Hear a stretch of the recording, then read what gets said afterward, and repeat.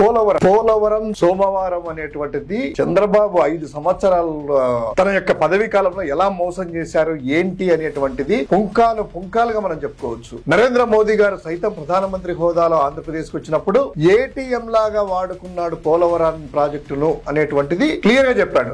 అది కాకుండా ఇదే పోలవరం ప్రాజెక్టుని కేంద్రం విభజనలో హామీల్లో భాగంగా తాము కడతామంటే కాదు మేము కడతామని తీసుకొని ఏ విధంగా మోసం చేశాడు, కాంట్రాక్టర్లను ఏ విధంగా బెదిరించాడు, కాంట్రాక్టర్లను ఏ విధంగా వశపరుచుకొని సబ్ కాంట్రాక్టింగ్ లో తన వాళ్ళకి ఇప్పించుకొని ఏ విధంగా ముడుపులు మార్చారు అనేటువంటిది వైఎస్ఆర్ కాంగ్రెస్ పార్టీ అదే విధంగా ప్రజలు నాయకులు అందరూ కూడా చెప్పింది పుంకాలుగా చెప్పుకున్నాం. కానీ బొంకుతూ చంద్రబాబు ఆ మాటలు కాదన్నారు కదా. ఈ రోజు సాక్షాత్తు ఆ యొక్క పోలవరం ప్రాజెక్టు ఎవరైతే చంద్రబాబు నియమించాడో, ఎవరైతే తన ఎంపీగా ఉండి వాళ్ళ యొక్క కుమారుడికి రాయపాటి రంగారావుకు సంబంధించినటువంటి ట్రాన్స్రాయ్ కంపెనీకి సంబంధించినటువంటి వాటితో పనులు చేయించన్నాడు కదా. అదే ట్రాన్స్రాయ్ అధినేత రాయపాటి రంగారావు గారు తెలుగుదేశం పార్టీ నాయకుల ముఖ్య నాయకుడైనటువంటి ఆయన ఈ రోజు బయటకు వచ్చి ఏం చెప్తున్నాడయ్యా, పోలవరం ప్రాజెక్ట్ అనేది 75% అసలు పనులే కాలేదు, ఇది పచ్చి అబద్ధము.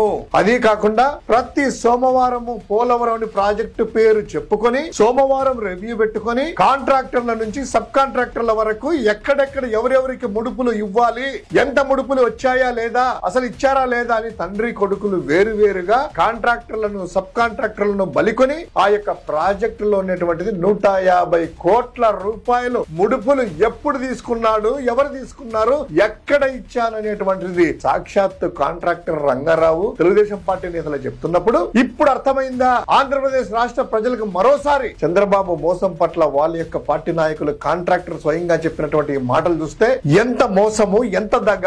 రాజధాని అని మోసం చేశారు, స్పెషల్ స్టేటస్ తీసే స్పెషల్ ప్యాకేజ్ అని మోసం చేశారు, పోలవరం ప్రాజెక్టు మాది మేము చేస్తామని కేంద్రం అంటే కాదని ఎలా చేశాడు, ఎందుకు చేశాడు అని. ఈ పాపాల వల్లనే చంద్రబాబు చేసినటువంటి పాపాల వల్ల ఆర్ఎండ్ఆర్ ప్యాకేజ్ సంబంధించిన డబ్బులు రాక అదే విధంగా ప్రాజెక్టు కంప్లీట్ కాక వైఎస్ఆర్ కాంగ్రెస్ పార్టీ వచ్చిన తర్వాత దానిలో తీసి కాంట్రాక్టర్ను మార్చి రివర్స్ టెండరింగ్ ద్వారా దాదాపు 100 కోట్ల రూపాయలు సేవ్ చేసి ఈ రోజు ప్రాజెక్టును ఒక గుడికి తెచ్చేసి ఒక రూపురేఖలకు తీసుకుని వచ్చింది. ఈ యొక్క చంద్రబాబు చేసిన పాపం వల్లనే ఈ రోజు పోలవరం ఇంకా పూర్తి కాలేదు. ఈ చంద్రబాబు చేసిన అవినీతి లంచగొని తన వల్లనే ఆ ప్రాజెక్ట్ లో ఆ నాణ్యత కొరవడి. సో ఇప్పటికైనా కూడా పోలవరం ప్రాజెక్టు మీద కేంద్రము ఎవరైతే సోకాళ్ళు మేధావులు భావ జనతా పార్టీ అని చెప్పుకుంటుంది కదా, పురంధరేశ్వరి గాని సుజనా చౌదరి గాని అదే విధంగా సీఎం రనేసినటువంటి బ్రోకర్ గాని వీళ్ళందరూ భారతీయ జనతా పార్టీలో ఉన్నామని చెప్పుకుంటున్నారు కదా. టెక్నికల్ గా మీరందరూ కేంద్రం తీసుకొచ్చేసి కేంద్రం దృష్టికి, ఎందుకంటే కేంద్రం కాంపోనెంట్ ఉంది కాబట్టి ఈ 150 కోట్ల రూపాయలు ముడుపులు సాక్షాత్తు కాంట్రాక్టర్ నేనే ఇచ్చానంటున్నారు కదా.